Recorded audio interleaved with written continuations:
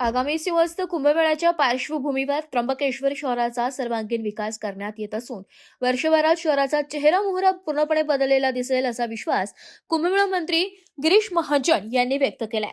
सोमवारी त्र्यंबकेश्वर येथे 61,07,00,000 रुपये खर्चाच्या नवीन मध्यवर्ती प्रशासकीय इमारतीच्या भूमिपूजन सोहळ्यात ते बोलत होते।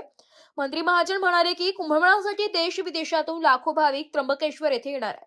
त्यांच्या सोयीसाठी अत्याधुनिक सुविधा उपलब्ध करून देण्याच्या दृष्टीने शासनाकडून विविध पायाभूत विकास कामे हाती घेण्यात आली आहे। दर्शनपथ, नवीन घाट, रस्त्यांचे रुंदीकरण तसेच गोदावरी नदी वर्षभर स्वच्छ आणि प्रवाही राहण्यासाठी विशेष नियोजन करण्यात येत आहे।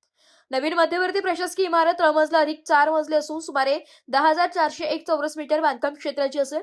या इमारतीतील तहसील कार्यालय, पंचायत समिती, उपकोषागार, उपविभागीय अधिकारी कार्यालय, भूमी अभिलेख, दुय्यम निबंधक, सामाजिक वनीकरण, कृषी विभाग, भांडार कार्यालय तसेच आधुनिक बैठक कक्षाची सुविधा उपलब्ध होणार आहे।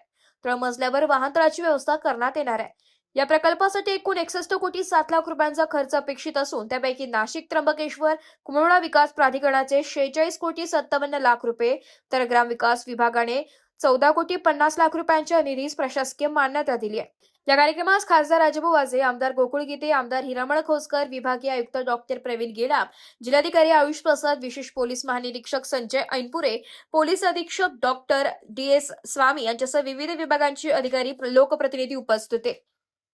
वृत्तसंकलन विभाग, AB न्यूज, नाशिक।